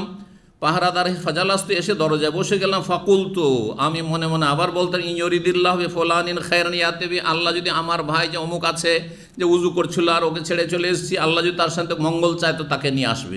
কিন্তু সে আর আসলো না। ফাজাইন্স, আর এক লোক আসলো। ইউহাররেকুল বাবা, এসে দেখি যে দরজা নাড়া দিচ্ছে। ফাকুলতু, আমি বললাম, মান হাজা, কি আপনি? কালা উসমান বিন আফফান, আমি হচ্ছি উসমান বিন আফফান, তৃতীয় খলিফা। ফাকুলতু, আমি বললাম, আলা রিসলিকা, আপনি থামুন।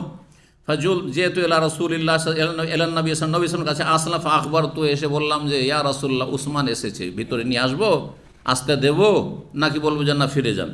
ফাকালা, বললেন রাসূল, ইযান লাহু, তাকে অনুমতি দাও, অবাশশিরহু বিল জান্নাহ, তাকে জান্নাতের সুসংবাদ দাও। তবে, এই তবেটা শুনেন, আলা বালওয়ান তুসিবহু, তার জান্নাতের সুসংবাদ রয়েছে, কিন্তু তার পূর্বে অন্তিম সময়ে, তার জীবনের শেষ সময়ে তার ওপর বালা মুসিবত আপতিত হবে, এটাও জানিয়ে দাও। আল্লাহু আকবার। সে যেন প্রস্তুত থাকে। তাহলে নবী সাল্লাল্লাহু আলাইহি, এখানে যে গায়েবের কথা বলে দিলেন, আবার ওইদিকে হার খুঁজে পাচ্ছেন না, দ্বন্দ্ব হয়ে গেল না?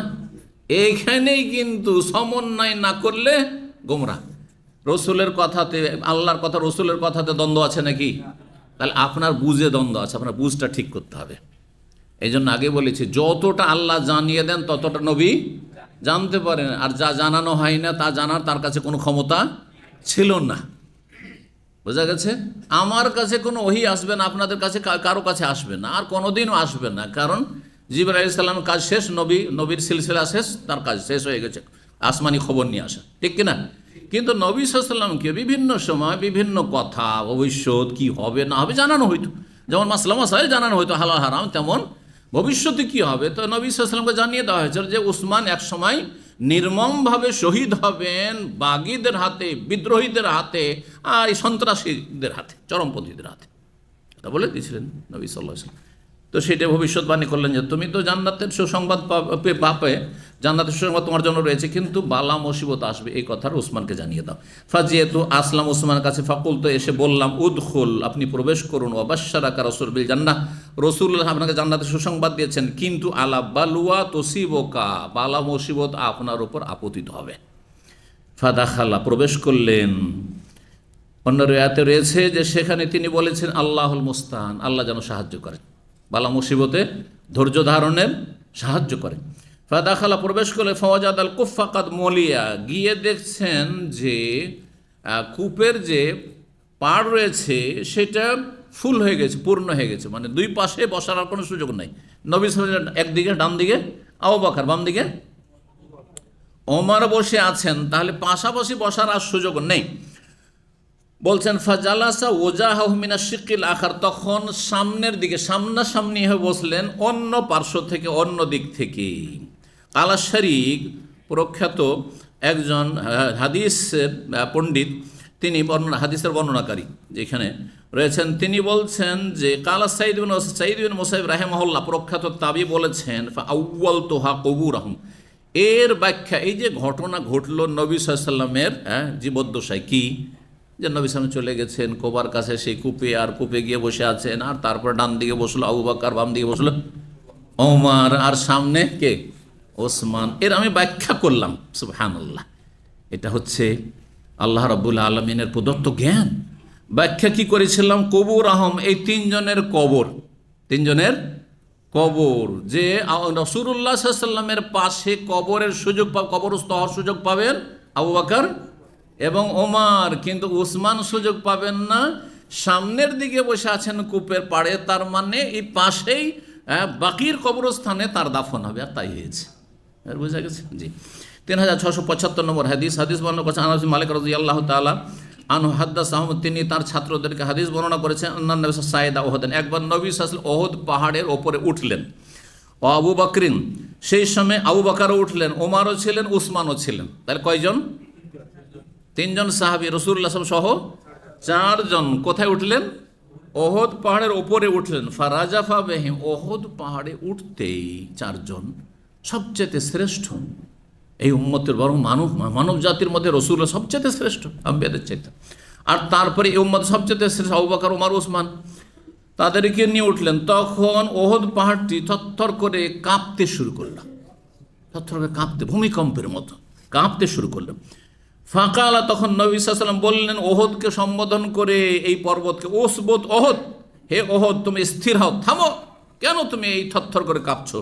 ফাইন্নামা আলাইকা নবিয়ুন, তোমার পিঠের ওপর, তোমার ওপরে রয়েছে একজন নবী, ও সিদ্দিকুন, একজন মহাসত্যবাদী সিদ্দিক রয়েছে, ও শাহিদানে, আর দুইজন শহীদ রয়েছে, দুইজন শহীদ রয়েছে। তাহলে নবী সাল্লাল্লাহু আলাইহি ওয়াসাল্লাম জীবদ্দশায় বলে দিয়েছিলেন যে কি হবে? শহীদ, ওমরও শহীদ হবে, আর ওসমানও শহীদ হবে।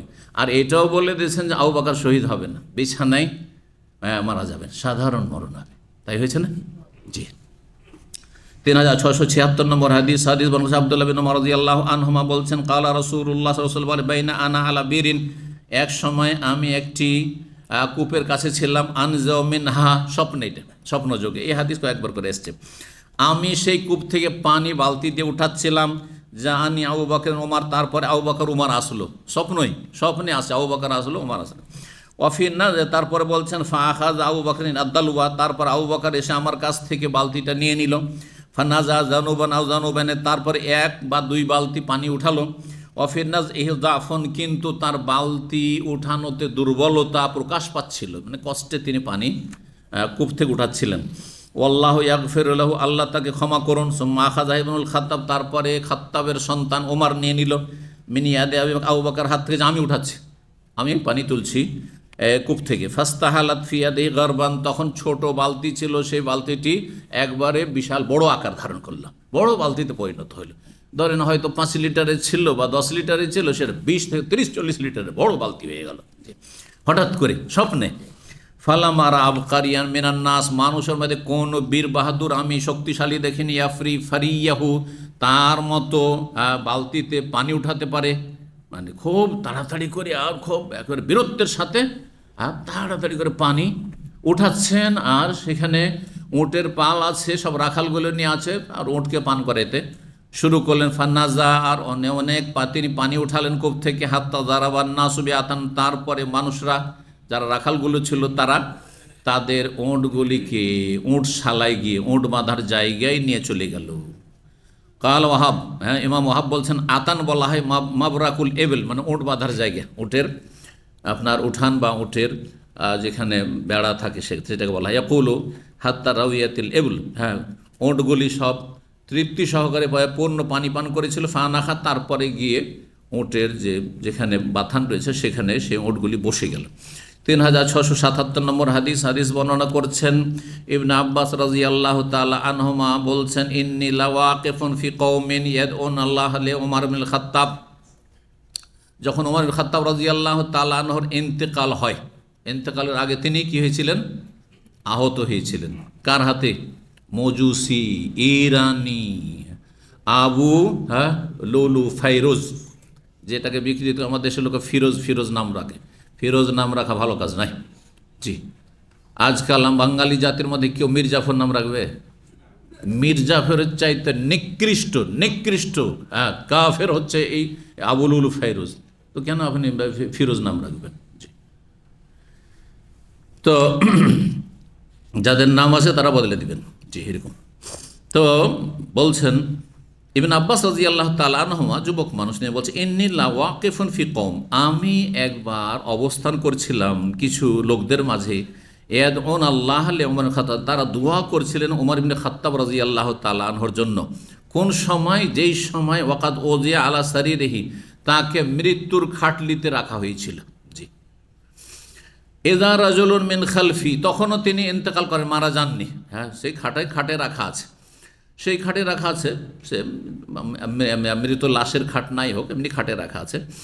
খাটে ছিল। ইযা রাজুলুন মিন খালফি, হঠাৎ করে আমার পেছন দিক থেকে জনৈক ব্যক্তি আসলো। আসার কাদ ওয়াদা মিরফাকাহু, তার হাতের কোনোই আমার কাঁধের ওপর রাখলো। ইবনে আব্বাস বলছেন, আমি দাঁড়িয়ে দেখছিলাম দৃশ্য যে উমর ইবনে খাত্তাব রাদিয়াল্লাহু তাআলা আনহুকে কি করা হয়েছে, আঘাত করা হয়েছে, আর তার রক্তক্ষরণ হচ্ছে, আর তিনি আর বাঁচবেন না, শেষ অবস্থায়। পরীক্ষা করলেন সাহাবায়ে কেরামগণ যে তিনি বাঁচবেন কি না। সেই যুগে পরীক্ষা করার জন্য দুধ পান করাইলেন, কিন্তু দেখা গেল যে দুধ পেট থেকে বেরিয়ে চলে আসছে। এমনভাবে আঘাত করেছে পেটে যে আপনার পাকস্থলী থেকে যা কিছু যাচ্ছে সব বেরিয়ে চলে আসছে, আর বাঁচানো যাবে না। আল্লাহু আকবার। তারপরে যেই খঞ্জর দিয়ে আঘাত করেছিল সেটা বিষাক্ত, বিষ মাখিয়ে রেখেছিল এই খবিস আবু লুলু। জি, তো মজুসিরা, অগ্নি পূজক ইরানিরা, সেই যুগ থেকে ইসলামের শত্রু, আর আজ পর্যন্ত চলে আসে এই শত্রুতা। যারা বুঝবে বুঝলো, আর যারা বুঝে না তারা মূর্খ। জি, এত মিসাইল ছাড়লো ইহুদিদের ওপর, একটিও ইহুদি কেন মরল না? এটা কেউ বুঝে না। কারণ মিডিয়া হচ্ছে নিজেরা পথভ্রষ্টকারী, জাতিকে পথভ্রষ্ট করছে। হ্যাঁ, বিশ্ব মানবকে পথভ্রষ্ট করছে। জি, আল্লাহ রাব্বুল সঠিক বুঝদান করুন। রাফেজি শিয়ারা, এরা আর ইহুদিরা কোনো পার্থক্য নেই দুটো, বরং সহজ ভাষায় বুঝে নিবেন। ইবনে তাইমিয়া রাহিমাহুল্লাহ বলেছেন যে রাফেজিরা হচ্ছে মাতিয়াতুল ইহুদ, ইহুদিদের বাহন, ইহুদিদের গাধার পিঠে চড়ে। ইহুদিদের বাহন হচ্ছে এই শিয়ারা ওদের পিঠে চড়ে আছে, বোঝা গেছে। আর ইহুদিদের পৃষ্ঠপোষকতা করছে পশ্চিমা দেশগুলি। জি হ্যাঁ। আর আবার রাফেজিরা কার উপরে চড়ে আছে? যারা আজকাল এই ইখওয়ানি জামাতি, যারা ইসলামের নামে ভ্রান্ত রাজনীতি করছে, সবসময় ওই ইরানের প্রশংসা লেগে আছে। সাহাবায়ে কেরাম তো দুশ্মন, শত্রুদের প্রশংসা লেগে আছে। যারা সমস্ত সাহাবায়ে কেরামকে কাফের বলেন, জি, তাদের প্রশংসা লেগে আছে। তাদের আদর্শ হচ্ছে সেই ইরান। হ্যাঁ, ইরানের বিপ্লব হচ্ছে তাদের আদর্শ। এইসব স্বপ্ন দেখে আছে যে ইরানে যেমন খোমেনি আসতে পেরেছে, তেমন আমরাও আসতে পারবো একসময়। আল্লাহ রাব্বুল তাদের অনিষ্ট থেকে রক্ষা করুন এবং জাতিকে সঠিক বুঝদান করুন। তো একটি পথভ্রষ্ট আর একটি পথভ্রষ্টের পিঠে চড়ে আছে, আর উপরে চড়ে আছে ইহুদিরা, আশা করি আমার কথাটি বুঝছেন। ইবনে তাইমিয়া রাহিমাহুল্লাহর কথা এখানে নকল করুন। তো বলছেন যে আমার পেছন থেকে এক লোক এসে তার কনইটা আমার কাঁধের উপর রাখলো, পিছন থেকে এসে। ইবনে আব্বাস বলছেন, ইয়াকুল, এসে বলছেন, ইয়ারহামুকাল্লাহ, সম্বোধন করে ওমরকে যে আপনার উপর আল্লাহ রহম করুন। ইন কুনতু লা আরজু আন ইয়াজআলাকাল্লাহু মাহা সাহিবাইকা, আমি আশা করছি যে আল্লাহ আপনাকে আপনার দুইজন সঙ্গী যে আপনার আগে চলে গেছেন তাদের সঙ্গী বানাবেন, তাদের সাথে রাখবেন। কে দুইজন সঙ্গী? রাসূলুল্লাহ সাল্লাল্লাহু আলাইহি ওয়াসাল্লাম আর আবু বকরের সঙ্গী বানাবেন আল্লাহ রাব্বুল আপনাকে, এই আশা করছি, দোয়া করছি। লিয়ান্নি কাসির, কেন? লিয়ান্নি কাসির মিম্মা কুনতু আসমা রাসূলুল্লাহ সাল্লাল্লাহু আলাইহি ওয়াসাল্লাম, কারণ আমি অনেক বেশি শুনতাম রাসূলুল্লাহ সাল্লাল্লাহু আলাইহি ওয়াসাল্লামকে বলতে। তিনি কি বলতেন? কুনতু ওয়া আবু বকরিন ওয়া ওমর, আমি এবং আবু বকর ওমর একসাথে ছিলাম অমুক জায়গায়। ওয়া ফাআলতু ওয়া আবু বকরিন ওমর, আমি আবু বকর ওমর এই কাজটি করলাম, আমরা এই তিনজন। ওয়ান্তালাকতু, এক জায়গায় গেলাম, আমি আবু বকর ওমর, এইভাবে। খারাজতু আনা আবু বকর, আমি অমুক জায়গায় বেরিয়ে গেলাম, আমার সাথে আবু বকর ছিলেন, ওমর ছিলেন। কতবার যে শুনেছি আমি। তাহলে যখন নবী সাল্লাল্লাহু আলাইহি ওয়াসাল্লাম দুনিয়াতে বহুবার আপনার নাম উল্লেখ করেছেন আবু বকরের সাথে আর নিজের সাথে, তাহলে জান্নাতেও আপনাকে রাখবেন কার সাথে? হ্যাঁ, রাসূলুল্লাহ সাল্লাল্লাহু আলাইহি ওয়াসাল্লামের সাথে রাখবেন। কাকে বলছেন? ওমরকে বলছেন। কে বলছেন? আসছে হাদিসে। ফাইন কুনতু লা আরজু আন ইয়াজালাকা আল্লাহু মাহুমা, ফাইন কুনতু মানে ফাইন্নি কুনতু, এটা মুখাফফাফ হয়েছে। ইন মানে যদি নয়, যারা আরবি গ্রামার বুঝেন, মাদ্রাসা পড়েছে, তাদের জন্য বলছি। ইন মানে যদি, যখন ইন শর্তের হবে আর হরফে শর্ত, আর যখন ইন্নাহু থেকে, জি, তো এখানে ইন্নাহু থেকে ইন। ফাইন কুনতু মানে ফাইন্নি কুনতু, আমি আশা করি, আন ইয়াজআলাকা আল্লাহু, আল্লাহ আপনাকে করবেন বা রাখবেন কার সাথে? মাহুমা, তাদের দুইজনের সাথে, রাসূলুল্লাহর সাথে আর আবু বকরের সাথে। ফালতাফাত্তু, ইবনে আব্বাস পিছন থেকে বলছেন আমার ঘাড়ে হাত দিয়ে। তো আমি তখন ঘুরে দেখলাম যে কে এই কথাগুলি বলছেন। ফায়দা হু আলী বিন আবি তালিব, তিনি হচ্ছেন আলী বিন আবি তালিব রাদিয়াল্লাহু তাআলা। তাহলে এই হাদিস থেকে অনেক শিক্ষার মধ্যে গুরুত্বপূর্ণ একটি শিক্ষা, জি, সেটা হচ্ছে যে আলী রাদিয়াল্লাহু তাআলা আনহু উমরের বন্ধু ছিলেন না শত্রু? বন্ধু ছিলেন না শত্রু? বন্ধু ছিলেন। কিভাবে প্রমাণ হলো? যে আল্লাহর কাছে দোয়া করছেন, আশা করছেন যে আপনাকে আল্লাহ সঙ্গী বানাবেন কার? হ্যাঁ, রসুলের আর আবু বকরের। বোঝা গেছে? কিন্তু শিয়ারা মনে করে যে আলীর শত্রু হচ্ছে আবু বকর ওমর, এবং শিয়াপন্থী যারা কথিত সুন্নি, যারা ইসলামের রাজনীতি করে, তারাও মনে করে যে এখানে রাজনৈতিক দ্বন্দ্ব ছিল। হ্যাঁ, রাজনৈতিক টানাপোড়া ছিল। তাহলে এরাও পথভ্রষ্ট, কিন্তু এরাও পথভ্রষ্ট তাদের সাথে। 3678 নম্বর হাদিস। হাদিস বর্ণনা করেছেন উরওয়া বিন জুবাইর, তিনি বলছেন সাআলতু আব্দুল্লাহ বিন আমর, আব্দুল্লাহ বিন আমর বিন আসকে আমি জিজ্ঞেস করেছিলাম, আন আসাদ্দে মা সানাল মুশরিকুনা বিরাসূলিল্লাহ সাল্লাল্লাহু আলাইহি ওয়াসাল্লাম, সবচাইতে খারাপ আচরণ রাসূলুল্লাহর সাথে মুশরিকরা যে মক্কায় করেছে সেটা কি হতে পারে? কারণ কাফেররা তো মেলা খারাপ আচরণ করেছে, মানসিক কষ্ট দিয়েছে, শারীরিক কষ্ট দিয়েছে, বিভিন্ন সময় কষ্ট দিয়েছে, কিন্তু সবচেয়ে খারাপ আচরণটা একটু বলুন তো, যে কাফের মুশরিকরা মক্কায় রাসূলুল্লাহর সাথে কোন খারাপ আচরণটি করেছে? তো বলছেন তখন, কালা রায় তো উকবা বিন আবি মুইত, আমি একবার দেখলাম উকবা বিন আবি মুইতকে। এই উকবা বিন আবি মুইত খবিস, খুব নিকৃষ্ট ব্যক্তি ছিল।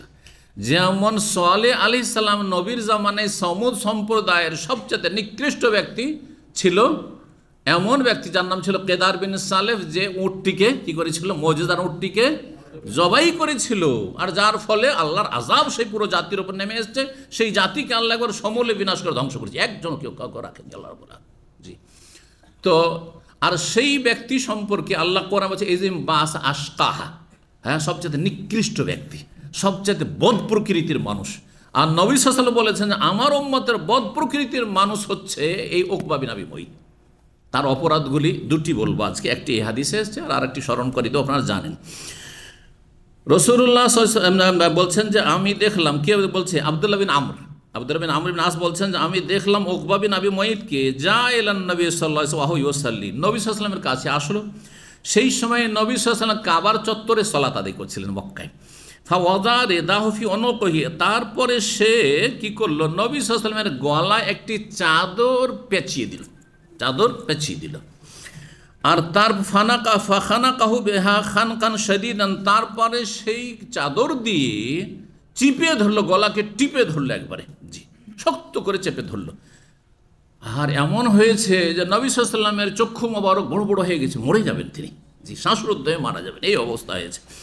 ফাজাউ বকরিন, কেউ বলছে না নবীর পক্ষ থেকে, কারণ সব কাফের নেতারা সেখানে রয়েছে। আর বাকি যারা মুসলিম দু একজন আছে, এত দুর্বল, ইসলামের প্রথম যুগে ছিল, কথা বলতে পারছে না, মুখ খোলাই মুশকিল, মুখ খোলে সাথে সাথে শেষ করে দিবে। আল্লাহু আকবার। তো সেই সময় আবু বকর সিদ্দিক রাদিয়াল্লাহু তাআলা, আবু বকরের মর্যাদা এখানে, আরও দু চারজন সাহাবী ছিলেন, কিন্তু তারা প্রতিবাদ করার সাহস পায়নি, অন্যায়ের প্রতিবাদ। কিন্তু আবু বকর অন্যায়ের প্রতিবাদ করছেন। আবু বকর দৌড় দিয়ে ছুটে আসলেন, হাত্তা দাফা আনহু, আর এসে নবী সাল্লাল্লাহু আলাইহি ওয়াসাল্লাম থেকে প্রতিহত করে দূরে সরিয়ে দিলেন। কাকে? এই উকবা বিন আবি মুঈত খবিসকে। আর বললেন, এই সূরায়ে গাফির, সূরা মুমিন আয়াত নম্বর 28টি, যে আয়াতটি নাজিল হয়েছে কার ঘটনায়? ফেরাউন এবং মূসার ঘটনায়। হ্যাঁ, যখন ফেরাউন বলল তার জাতিকে, তার যে মন্ত্রিসভা, তাতে বলল যে আর মূসার কথা বরদাস্ত করা যাবে না, আর মূসার এ আচরণ বরদাস্ত করা যাবে না, বিভ্রান্ত করছে সবকে, আর সে তোমাদের রাজত্ব কেড়ে নিতে চায়। এইভাবে সে কি করছে? অপপ্রচার চালাচ্ছে আর মানুষকে বিভ্রান্ত করছে। আর তারপরে বলল যে জারুনি আক্তুল মূসা, আচ্ছা আমি মূসাকে খুন করব। মূসা কি করব?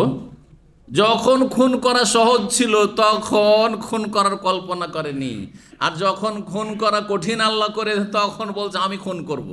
এরই নাম হচ্ছে আল্লাহর হেফাজত। তার বাড়িতে কচি বাচ্চা, মায়ের কোলে যে বাচ্চা ছিল, হ্যাঁ, দুধ পান করা অবস্থায় তার বাড়িতে লালিত পালিত হয়েছে, কত আদরে, হ্যাঁ, এত বড় কট্টর শত্রুর আদরে, তার স্ত্রীর আদরে, তার বাড়িতে সবার আদরে, হ্যাঁ, তার খাদেম দাস দাসীর আদরে লালিত পালিত হয়েছে। তখন তো একটু গলা টিপে দিলে শেষ হয়ে যেত, তাই না? কিন্তু তখন কল্পনা করেন যে এটাই আমার কাল হয়ে দাঁড়াবে। জি হ্যাঁ। আর যখন চিন্তা করছে রে এ তো বড়ই মুশকিল হয়ে গেল, খুন করতে চাইলে তখন আল্লাহ বলছে তোর ক্ষমতা নেই যে খুন করিস, তোর বাড়িতে আমি মানুষ করে নিয়েছি। এটা আরও যাতে করে মানসিক আযাব হয়, শারীরিক আযাবের সাথে মানসিক আযাব। আই রে, এত কষ্ট করে মানুষ করলাম আর সে আমার কাল হয়ে দাঁড়ালো। আল্লাহ শাস্তি দিতে চেয়েছেন এইভাবে, জালেমকে এইভাবে আল্লাহ শাস্তি দেন। তো তখন একজন মানুষ ফেরাউনের বংশের, সে ফেরাউনের বংশধর ছিল, কিন্তু সেই ব্যক্তি ভিতরে ভিতরে গোপনে ইসলাম কবুল করে নিয়েছে, মুসা আলাইহিস সালামের প্রতি ঈমান নিয়ে এসছে, প্রকাশ করেনি, কারণ প্রকাশ করলে ওকে আগে মারবে। যে আমার বংশের লোক কী করে, বনি ইসরায়েল হ্যাঁ ঠিক মুসাকে মেনেছে, তার বংশের লোক, কিন্তু তুই কি করে মুসলমান হলি, তো জান বাঁচবে না। তখন সে একদম ঈমান না হো, তার ঈমান লুকিয়ে রেখেছিল।